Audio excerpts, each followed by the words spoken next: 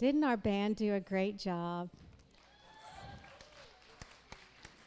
We're so blessed that they just help usher in the sweet presence of the Lord.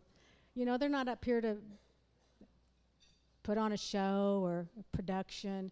You know, they're here to enter us into the presence of God, and that's where there's real change. So I appreciate that, band, where I'm so about the last part of our program tonight, and it is our very, very, very special guest, Mary Jo Rapini. And I just want to take a minute just to explain how I came in contact with her. I was talking to a friend about our BPink Women's Ministry. And, you know, BPink is not, you know, be the color pink, wear the color pink. But pink actually means to live at the highest degree possible, to be in your best health or condition, or to, what's that other, the third thing? Or to, I got it right here. Be dressed in the height of fashion. And I always say it's not, you know, this kind of fashion, but it's God's kind of fashion. And so I was telling a gentleman about our BPink ministry, and he said, oh, well, have you ever read the book, Is God Pink? And I thought, oh, my gosh, is God pink? My ministry is called BPink. What is this about? I said, no.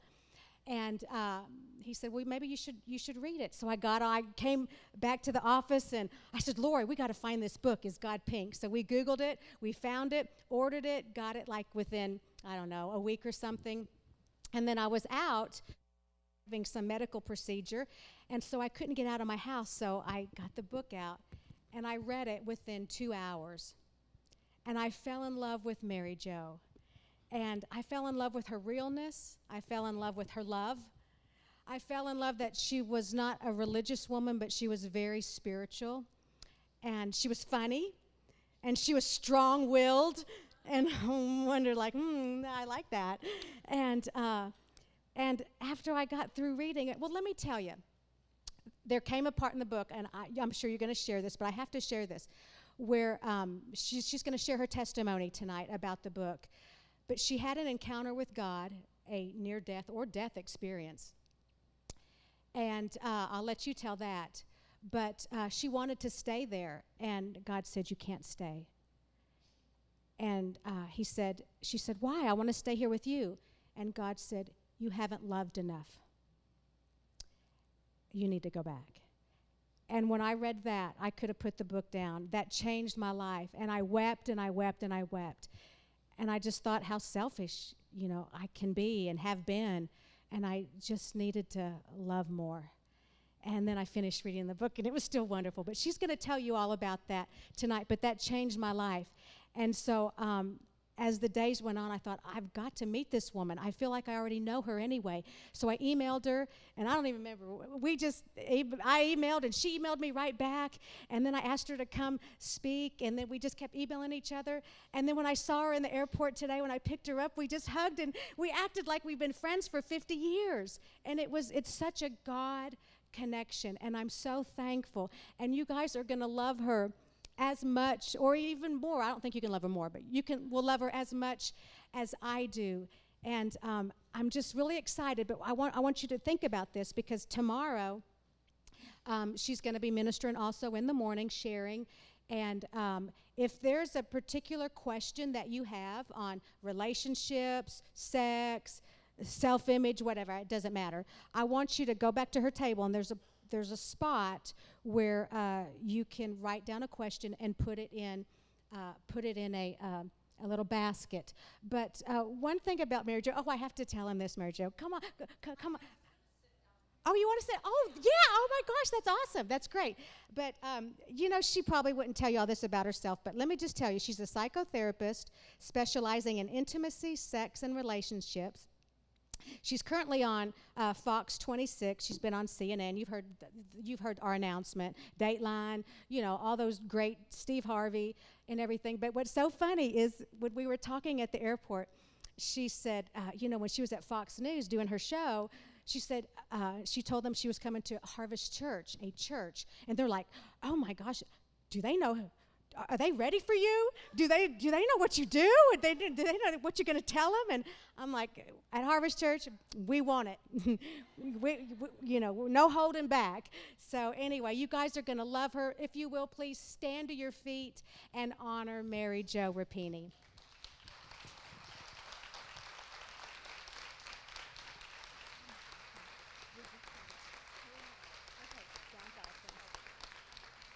Do we need to turn her on? Did you turn her on? I don't think I'm turned on yet. I have a really booming voice, but. Did you turn on? I did. Can we hear it? I don't know. Is it on? Yeah? Well, anyway, I'm so loud that I don't think anybody's going to have trouble, so I'm not too worried about it. My name is Mary Jo.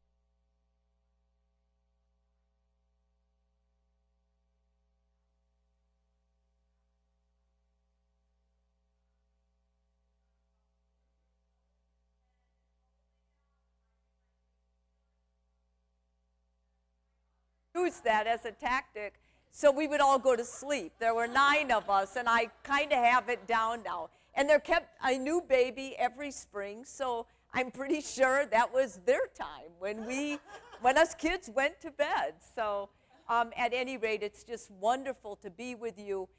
As Don already told you, I'm an intimacy sex therapist.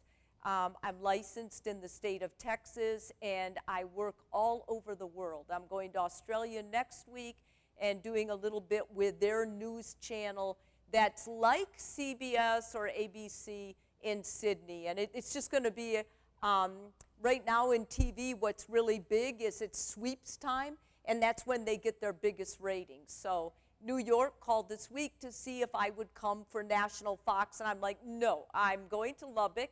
And then we started talking, and he said, you're going to Lubbock to a church? And I was like, yes, I am. And he said, do they know you? What kind of a church is that? And I'm like, I think it's an open church. And I think that's what I fell in love with, is just knowing that I can be real and you accept real. And you know that we're all sinners, and God loves us anyway. So as I talk tonight, you're probably going to want to ask questions, or you're probably going to want to say things. And Donna's keep an eye on the time. As far as I'm concerned, I would just be like family and say, come on up and sit down. But I know I'm coming back tomorrow, so if you think of something, you'll all have access to my texting, to my email, and if nothing else, you can ask Donna, and Donna can get a hold of me. So I'm sure that when I leave, I'll be hearing from some of you. And if there's something going on in your relationship that you're nervous about or you're sad about, you need a professional advice, but you can't pay the $200 fee for counseling, then all you do is you email me. And I'll at least guide you the first step. I can't take over your therapy. That's unethical on my part, but I sure can get you a good start going forward. So about the book, I had no intention of ever writing a book. In fact, this story happened this very week 14 years ago. In fact, the 24th of April was the actual brain surgery. The 19th, Holy Saturday, right before Easter, was when I was working out at Gold's Gym, and I felt a pop in the back of my head, and all of a sudden, I could not hear, I could not see. I just saw big black things going around in my eyes. And you can imagine, I was a nurse before I was a psychologist. So I was really scared. I lied down on the gym floor, and one of the guys said, hey, muscle woman, what's the matter? Because I used to really lift heavy. And so from there, they called the ambulance. And it just so happened, when this happened, that prior to this, I had worked as a sex therapist at UMC. Of course, they never said I was a sex therapist because the patients wouldn't come. So they told the patients that I was the head of psycho-oncology, which I was. And when I first moved to Lubbock, it was in 1993, 2 days before the change of 1994. I'm sorry, yeah, that's right. My husband, I'm sorry, that was 83. Yeah, it's right. All right, it's right. I'm just trying to go back to time. So before that, we had been living in Houston, and my husband was on staff. He's a dermatologist, and that's how he knew a friend of Donna, or Donna's friend. So anyway, he decided he wanted to be the chairman of a department, and Lubbock opened up. So we had little kids, and he's like, Mary, it'll be great for you, because I didn't want to go. I had a private practice. I was very happy in Houston. And he said, it's going to be great. You're going to be like the only sex therapist in Lubbock. So I started thinking, okay, well, I might be able to shift my practice and everything. That was not what happened, because when we moved to Lubbock, I quickly found out people do have sex here, but they don't talk about it. So I couldn't find a job. I tried opening up my private practice. Nobody came. And so it ended up, I met an oncologist, and his name was Dr. Michael Ward. I don't know if any of you know him, but he kind of took me under his wings and said, you can turn into a cancer counselor. And I was like, okay, well, whatever. God works in mysterious ways. I was not as close to God as I am today.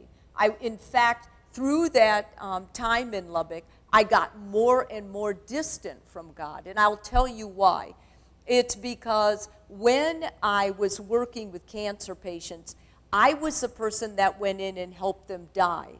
And I ended up going to hospice training. I ended up going to a clinical pastoral education, getting my 4 units so I could administer last rites.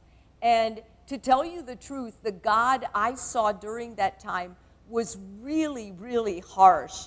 I saw people and kids struggling with illness, and it was so awful. Like, I used to start thinking, if this is God's love, I'm not sure I'm cut out to want part of it.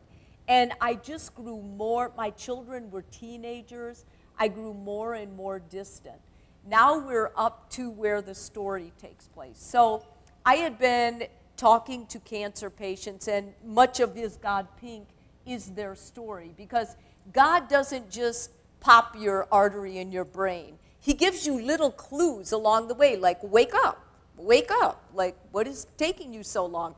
And finally, if you don't wake up, he does something that is so life-changing, like what happened to me, that you have to wake up because you're in an altered state for a while.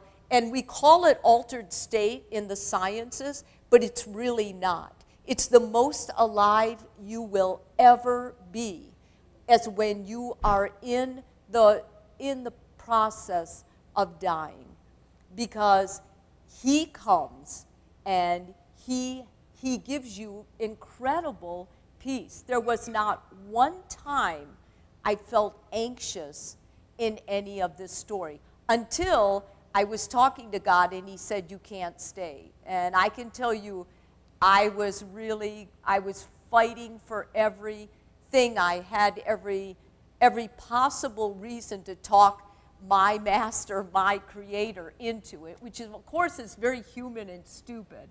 It's also narcissistic, but I'll tell you more about that.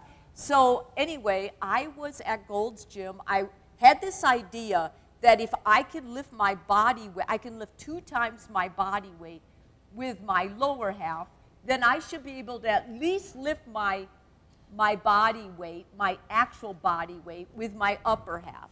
And at the time, I had done a 100-mile race right before this. And so I thought, okay, so now you're going to really work on your muscles. I lifted the weights 1 time, and I saw stars. And that was a gentle way of God or one of God's messengers saying, stop it. But I didn't, because I'm a pusher, and I can always go further than where the line is. So I pushed 1 more time, and that's when I felt the pop. But it wasn't my weightlifting that actually caused the aneurysm, and I want to make that clear. aneurysms run in families. 50% of all of us here have one, and we just don't know it because it's a genetic link to a weakening of a vessel. So, and if you don't have a family history of it, there's, you basically die of old age or something else. But I had a family history which I didn't know because I carried the genetic link for it. So immediately, the ambulance comes to Gold's Gym and picks me up. And all I remember in the ambulance, like they were all around me, hooking me up to stuff, and I kept saying, am I bleeding? Am I bleeding? And because I could smell blood. There was 60 cc's of blood in my head, which you couldn't see. And he said, you're not bleeding on the outside, but you're bleeding, I think, in your brain. And the EMS guy told me that. And he had taken my blood pressure, and at that time, it was 280 over 160, which, if any of you have hypertension, get it taken care of. I did also have hypertension, but my doctor kept telling me that it probably wasn't anything serious because I'm a runner and I'm thin. And so don't let them fool you with that, because I'm just giving you little warnings that I also put in the book, because we make mistakes in healthcare. It's not a foolproof method. There's no science. Science can't beat God's mind. God created it, and it coexists with God. So anyway, when I was in the ambulance, I had a pain that I don't know if you've ever had a really bad pain. But this pain is the kind you read about in novels, the kind that could drive you mad. It was so intense that when you see a patient in pain, they'll bead sweat on the top of their lip, and they have a look on their face that you just know whatever's going on is bad. And I felt like if I did anything, answered any question, or did anything, I would lose focus and I would go mad. So I did what patients had told me they did all the time. And that's when I submitted. I submitted totally to God. I have never submitted to anyone prior to that. In fact, I hated that one passage in the Bible where it said, submit to your husband. I'm like, no way, I will never. Now I think I kind of understand that in a whole new light. But it was after my submission that all of a sudden, and I'm going to caution all of you that this sounds corny, and it sounds even corny to me because, remember, I have a BS, whatever you want to call that, a BS in nursing before I went to school for a psychologist. So I'm thinking, okay, this is not normal. And I'm a shrink. So I'm thinking, okay, what just happened? Like all of a sudden, I'm feeling less anxious and really good, like close to him. And so my husband wasn't there because he had flown into Lubbock to be with us over the Easter weekend. He had happened to get his hair cut because I insisted he get his hair cut, and I had even made him the appointment. So when the ER called my husband and said, oh, by the way, we have, and he was a physician there, so they knew him. They said, Ron, you better come here right now. Mary is really sick. So they already had CAT scanned me, and they found my brain was just full of blood. And so from that point, the neurosurgeons were all in Santa Fe at a neurosurgery conference. And I was at UMC in the ER. So a doctor there, Sedler, I don't know if any of you know him, he was retiring at the time. He was kind of retired, but he was on call that weekend. So that's not his name in the book, because I changed a lot of names, but that is his real name. I like him. So anyway, he told my husband, listen, she probably won't make it through it till the morning. Because even though I was talking and lucid, they said that was very common with blood in the brain, that sometimes the patient could still talk and be alive and be responsive, but they wouldn't be here the next day. So he said, if you want, we can get a Learjet, and you have to get a Learjet because they're pressurized, and we can fly her to Dallas. And the only thing is, you can't go, they told Ron. And Ron's like, well, because one of the pacts, one of the promises Ron and I had made is no matter what, we would never let each other die without the other being there. That was my one thing I learned at that cancer center. No one on my watch will ever die alone. And the reason is because I think the way you hand someone back to God really matters. I think the fact that you loved what he created on earth is so important.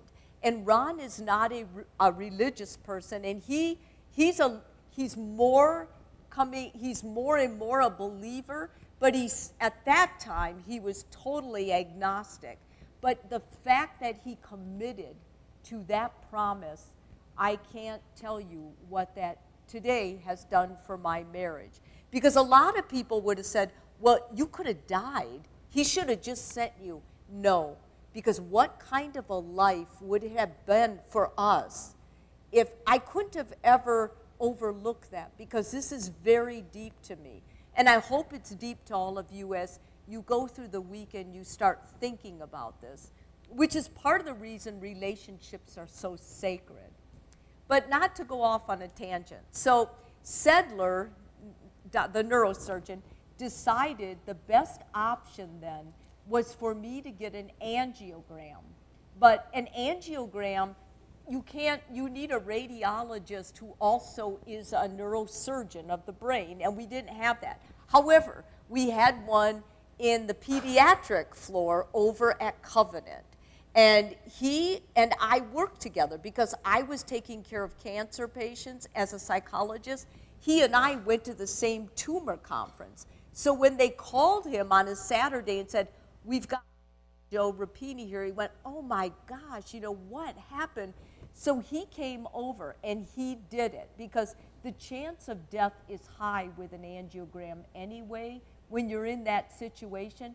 And they thought because I'm small, their tools may work. Like when you go into the brain, you just need, when you're threading through the arteries, you need a certain catheter type. And so he did it. But there was so much blood, he saw nothing. So then my husband started talking to a neurosurgeon in Tufts in Boston. And this neurosurgeon recommended, I found all this out later, that if I was lucid and if they could insert a tube to drain some of the blood, and if everybody was faithful and really prayed, that they thought because of my running and everything, I may make it until Monday. That would be the day after Easter. And then we could reassess. And so that is exactly what they did. I was in the ICU at Covenant. They put a tube in my head. And they basically, on Easter Sunday, when I woke up, I had a tube coming out of here with gross stuff. I had a tube in here. Every orifice of my body was bleeding. Because when you have blood in your head or extra fluid, your body is designed to have these valves in the back.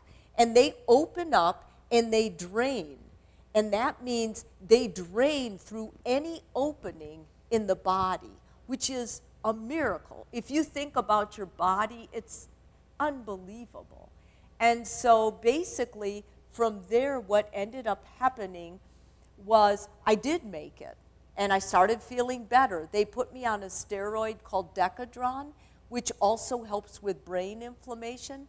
And on Easter Sunday, my biggest anxiety was I was supposed to host a brunch at my house. We lived on this cul-de-sac, and we all took turns. And my daughters would always make the brunch, so it was good mentoring for my children. But my husband was livid. He said, I am not hosting a brunch while you're in the hospital. And I said, but you are. You are going to do that because I would do that for you. I wouldn't, but I'm not going to tell him that. So anyway, I don't know he must have been so afraid of me or afraid of God, or I don't know where he was in his head then. He did do it. And my friends that went, that's when they heard what happened to me, and they could not believe it, that he was there, and they're like, oh my gosh. So they all came to the hospital, of course. I don't know what I was thinking. It was terrible. And I was talking to Donna about this because when you're in a state, I was probably between life and death. I hadn't talked to God yet. I hadn't gone through that space or come to that beautiful room. But you're in a different place. You see through people. So it's almost like when people come to see you, you may be crying, but I never understood this, but now I do. You're not crying because you're sad for you. You're actually, I was so relaxed. It's the best vacation I'd had in a while, except my head hurt. But I do remember people would come and they were like, you're going to be okay. You're going to be okay, and let's pray together. And they were trying to counsel me with God. God was right there sitting on my bed. But you can't tell them that because they don't understand it.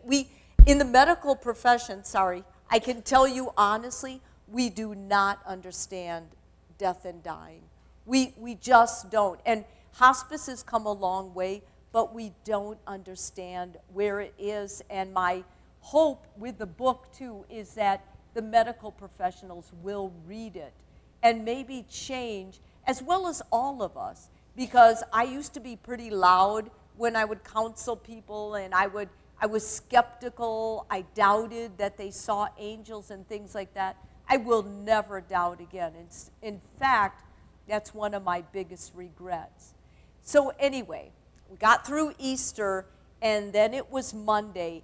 And Monday morning, I had a really good day. I mean, I remember feeling good Monday. I had people coming by to visit. But you never, now looking back, you never feel good. You're comparing things. I felt better, but you don't feel like yourself because you're not. You're really ill. So Monday night, a friend of mine came, and she brought two other friends who were really close, and she told me, Mary Jo, are you okay? And then she told, later I found out, the nurses and several people, I was looking kind of green, and it really scared her. So that night, for some reason, and these things happen magically, nobody talked to me about it, they moved me into the ICU, and they had an O2 monitor on me. And about 2 a.m., all of a sudden things started changing. Like there were a lot of people coming in. They wheeled me to another area, and they said, you're really sick, honey, and we're just going to keep an extra eye on you. And there's all this confusion around you. And you get a sense from watching, like I'm in the medical profession, that something big is happening. I wasn't anxious, but I knew something really bad was happening.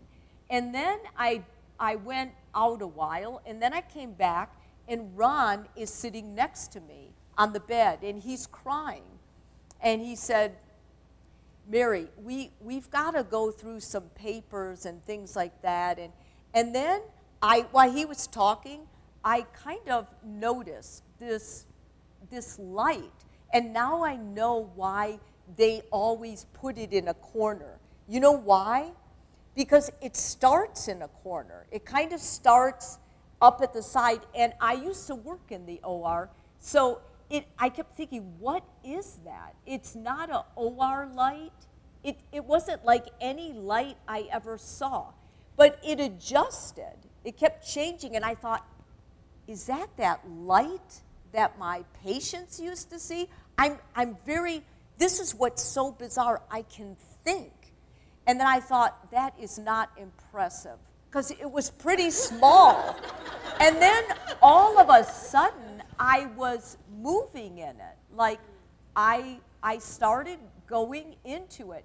And somebody said, well, what would it look like? How would you describe it? You know, it's almost like it got bigger and it was all of me. And then I was in it. And I remember, like, when you're in this place, your eyes, you know, if you think about it, your eyes look forward and a little bit to the side because of your bones, your orbital socket. But if you don't have that, if you're above that, then you can see back here. I don't think I turned back. I think I was going forward and I saw my body, but I wasn't attached to it. And I have 2 young daughters, and I'm not attached to them either.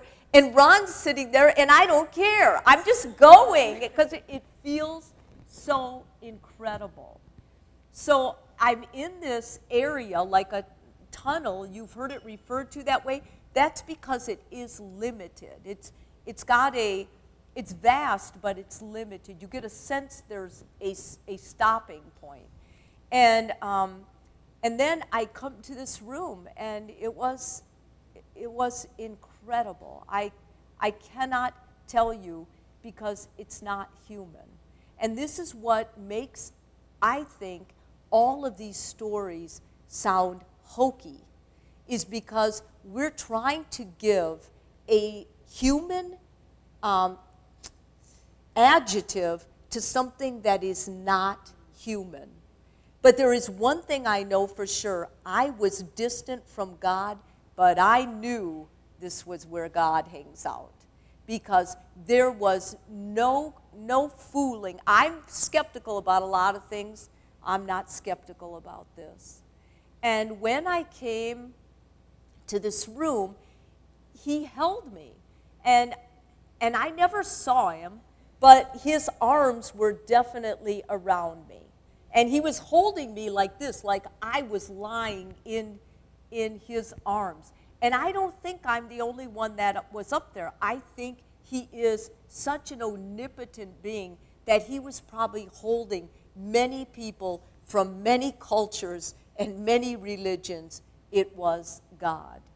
And he called me by my name. He said, Mary Jo, you cannot stay. That's the first thing he said. And I said, I can't stay? Like, what is wrong with you? Then I said, what do you mean I can't stay? Like, I've given free care to all these cancer patients. I've been a pretty good wife. I've been an awesome mom. I was listing all of my social, every promotional accolade I could possibly think of. And he just came down with a force. And he said, let me ask you one thing. Have you ever loved the way you've been loved here? And I was telling Donna, it's not a human love.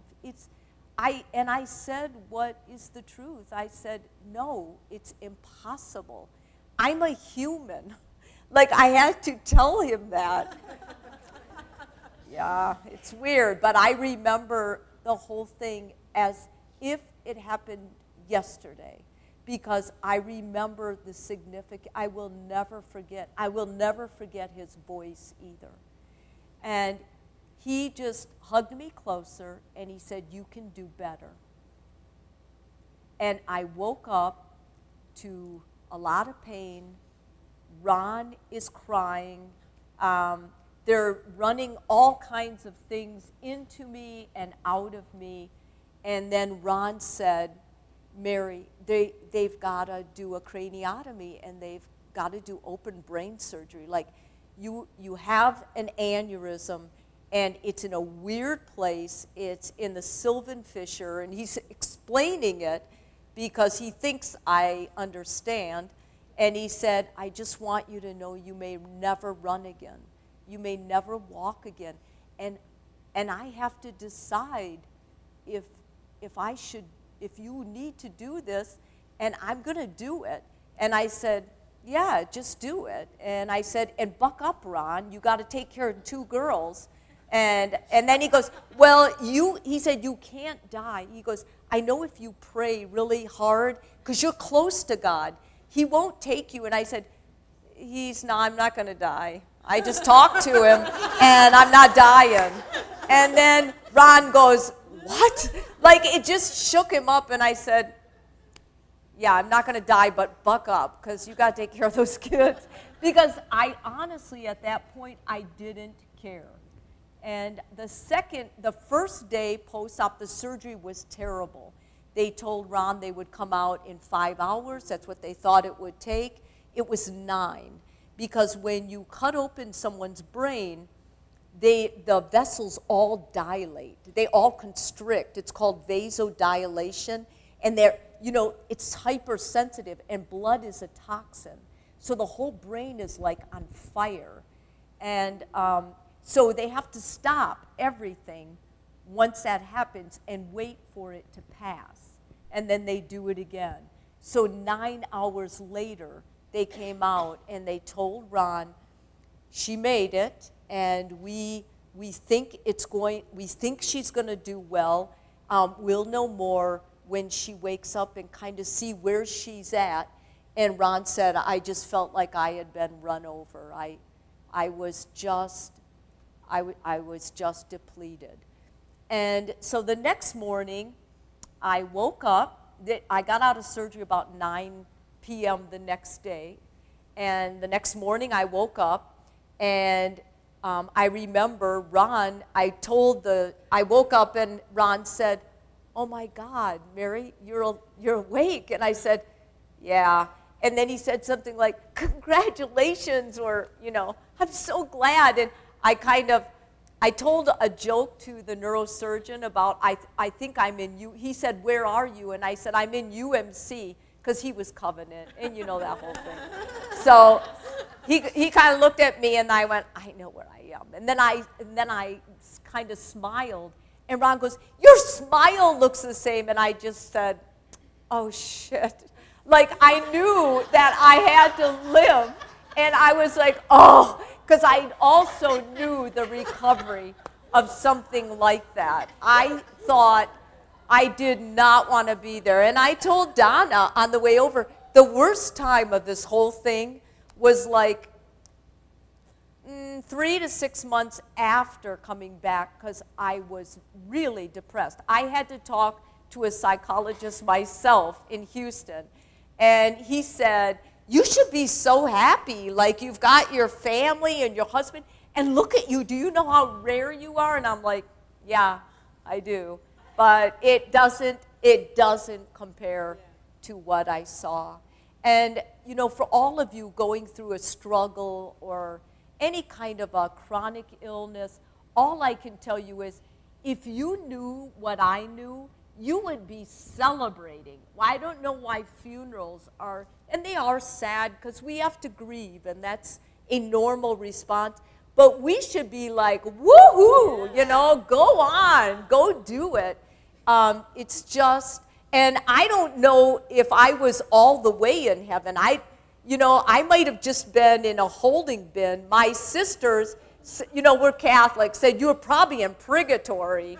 And even that was better than what, and I'm like, yeah, well, that's where I would belong. But, whenever you, my biggest problem with this is I am national TV, and I'm national writer. I mean, I write with, for the New York Times sometimes, the Wall Street Journal, Huffington Post. And once you earn that credibility, when you talk about God, they listen. And there's always that thing, I'm a science person too, and my husband is. So the greatest thing God did for me to see, really, well, many great things, but one of them was my husband agreed to talk to the Discovery Health when I was featured on that show, I Was Dead. And for him to risk his chairmanship, his MD Anderson institution, his UT, University of Texas chairmanship, that is a big deal because he watched it. And he told them, he said, listen, I am a scientist, but I am telling you this was some weird stuff, and science can't explain it. What I saw, what I heard, what I remembered, especially with the bleed in between the frontal and the temporal lobe, it's a miracle. It is a miracle. I think last I saw, I'm like in the 1st percentile.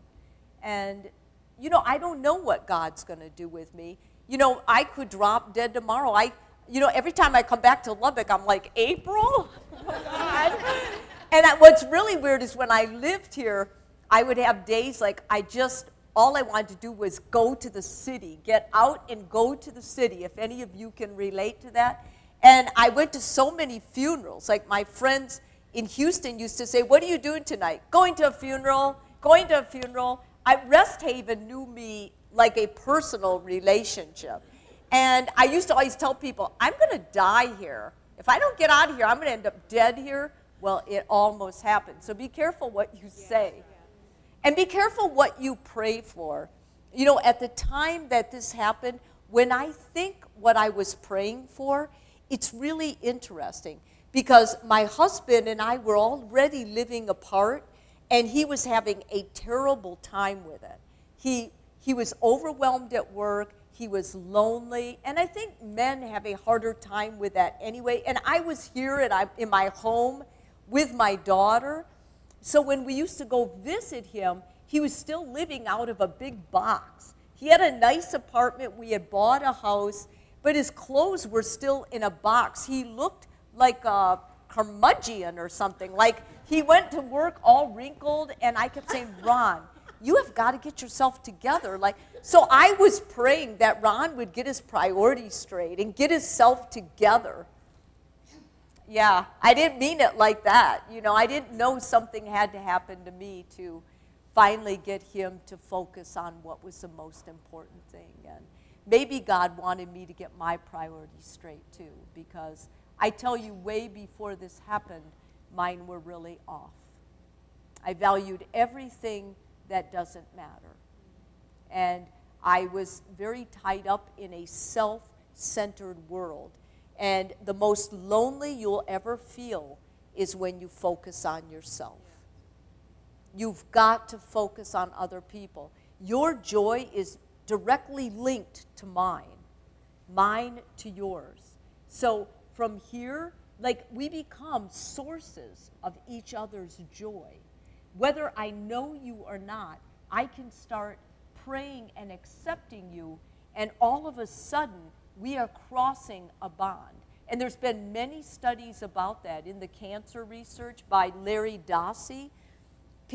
Cancer patients who are prayed for, you can never know who is being prayed for. So when they did try to isolate, okay, this group was prayed for, this group was not, lo and behold, the group that was prayed for and really knew they were being prayed for, they did unbelievable with the treatments. They basically endured the treatment so much better than the ones who said, well, I don't really believe in that. So I think I'm out of time. But I just want you all to know that there's more tomorrow.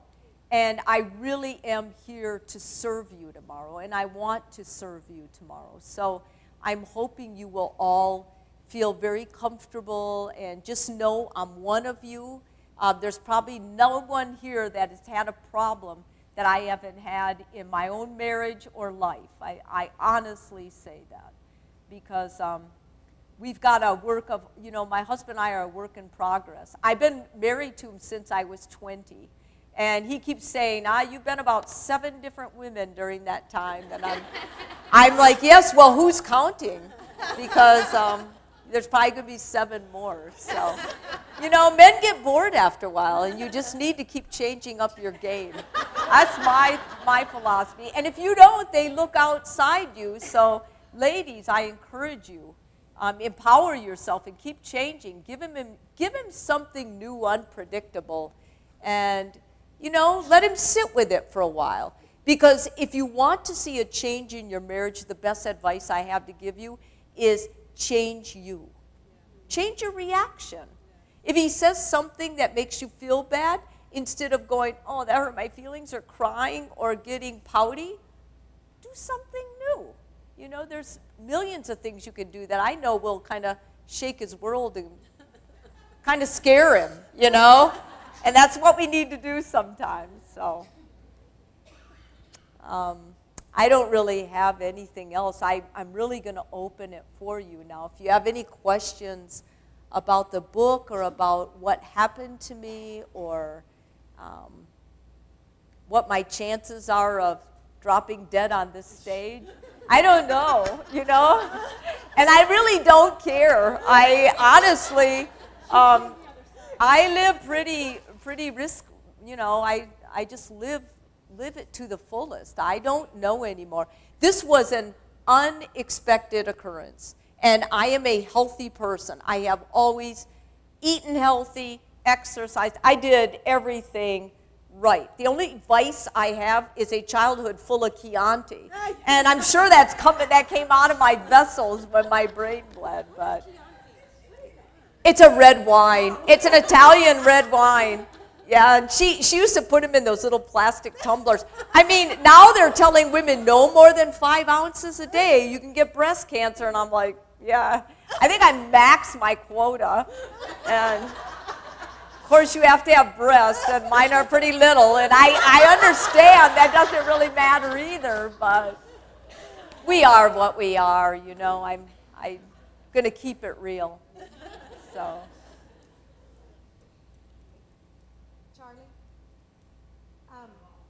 Miss Denise? Oh. Turn it on. It's on. It's muted. Well, I have a question. Okay. Since you opened that up. But Yes. You said that God told you to do better, to love more. So I just would like to know how you have implemented that since that instruction. And that's a very good question. And I think I'm still implementing it.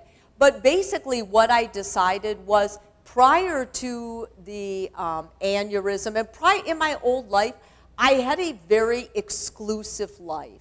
In other words, I never would have thought about writing books or writing for journals or writing articles or being on TV. I had a real camera phobia.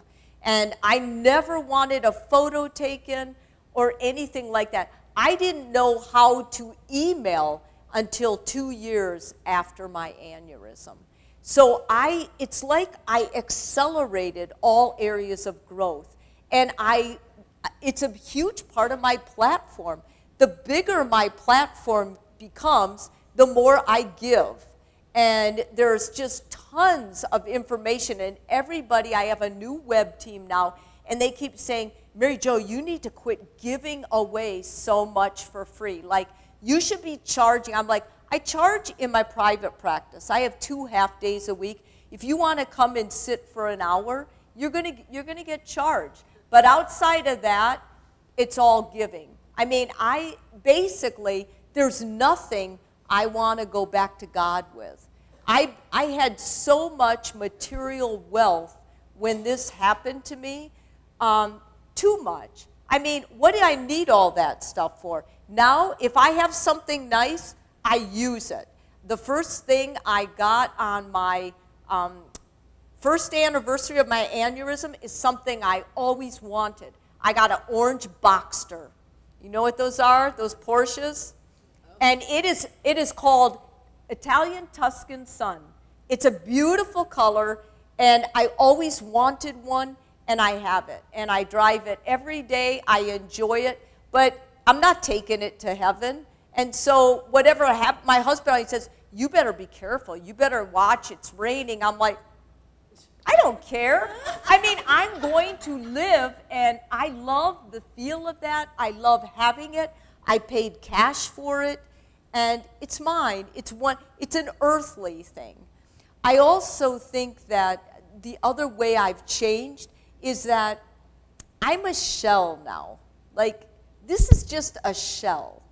You know, my husband's a dermatologist, and people always go, oh, you're so lucky, you can get cosmetic stuff.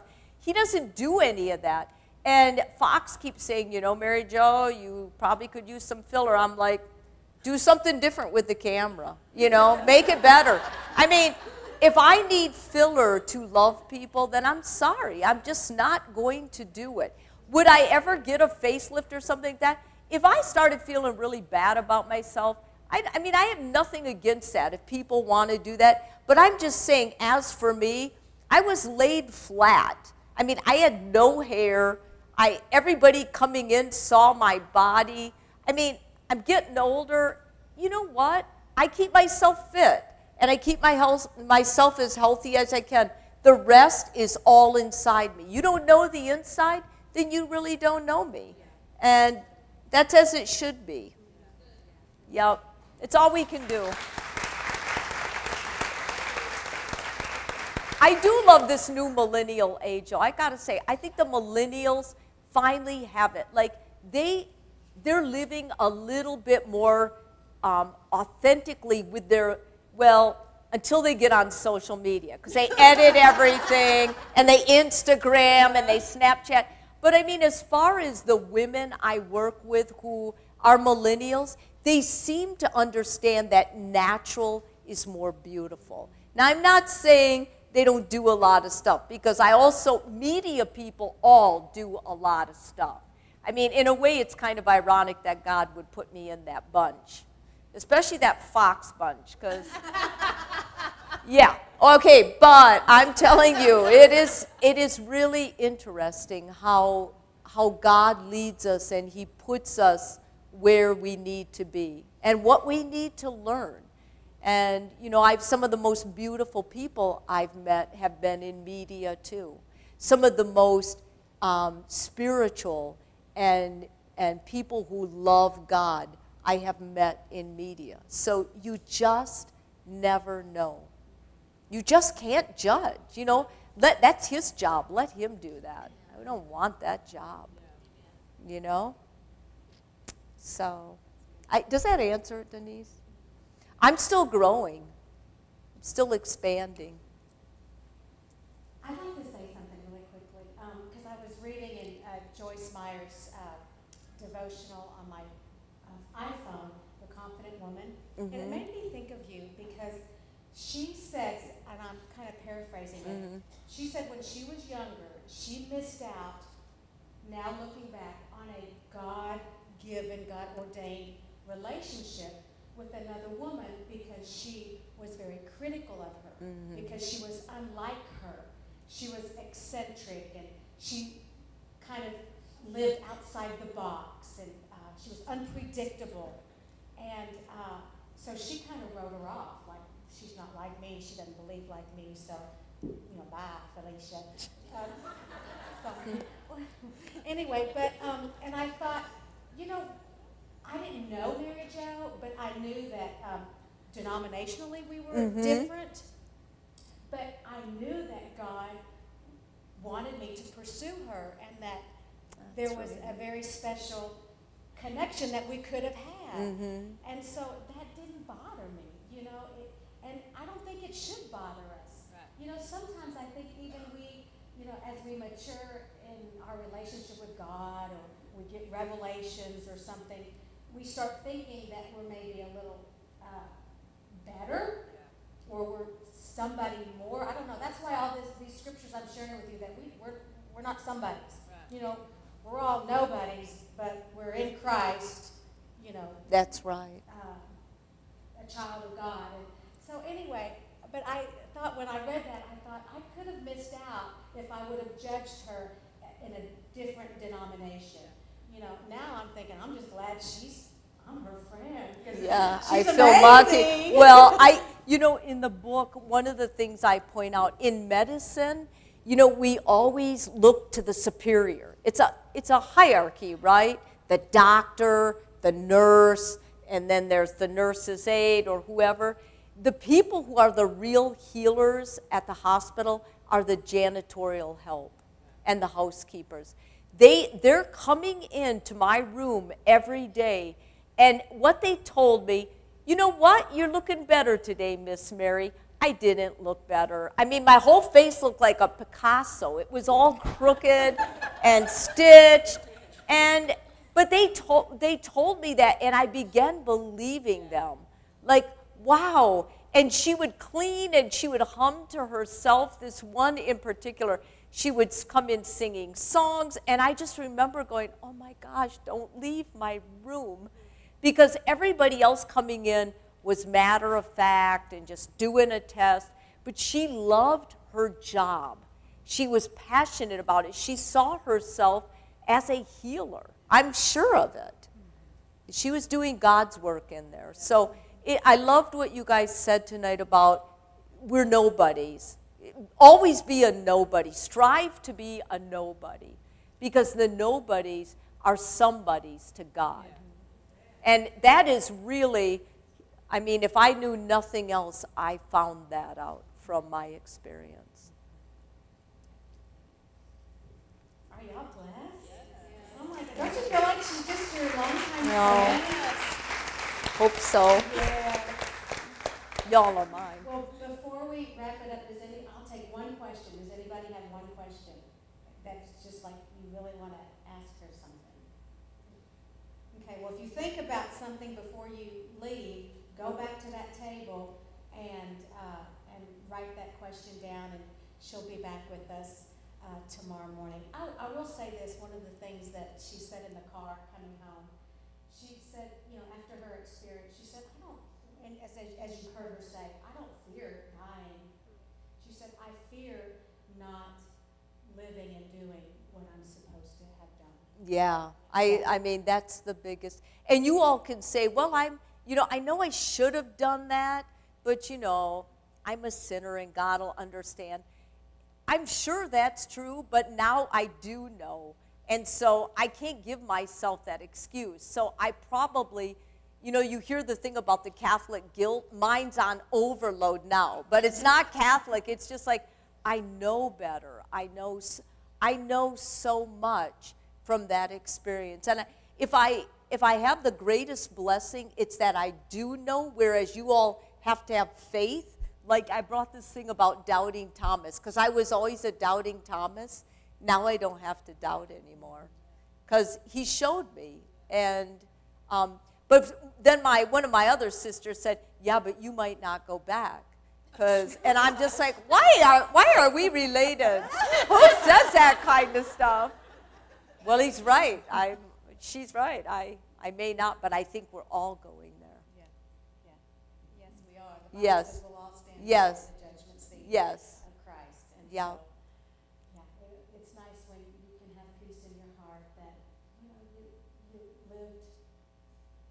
lived, you loved, and you laughed, and you enjoyed life, because that's why he came. Yeah, that we might have life and that we might have it abundantly. So, well, I'm excited. And we just about have to love. tomorrow. Yeah, I am too. It's going to be really an incredible morning. Yeah, it Really is. excited. So, Jess, you want to go ahead and close us up with a couple of things?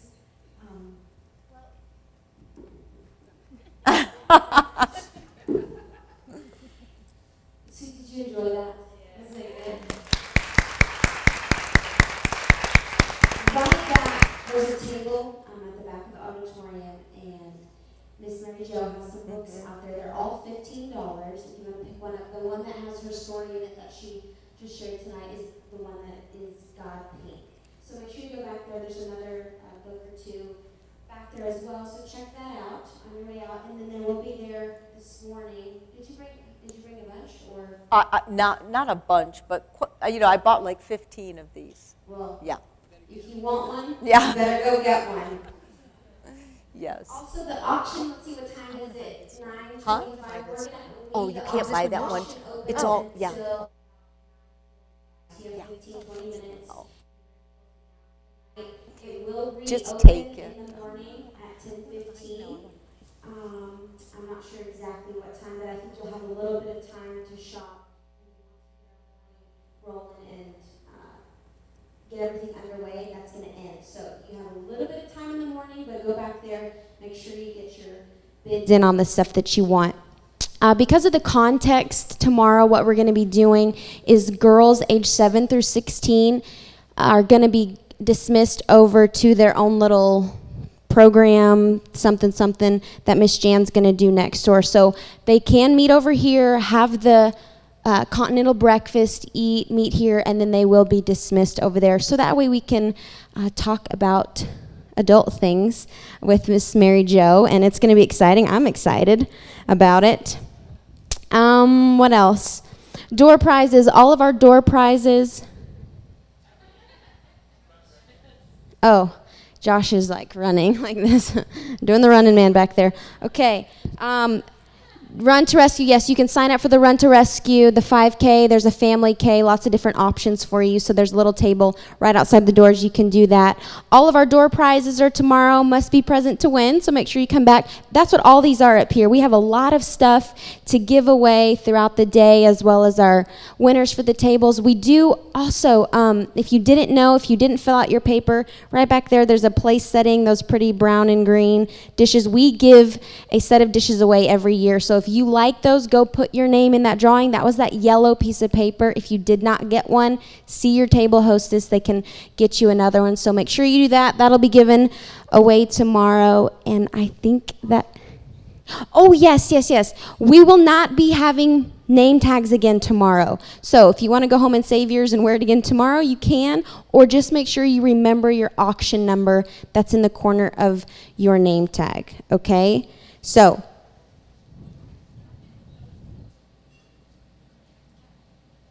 what time does the auction close tomorrow?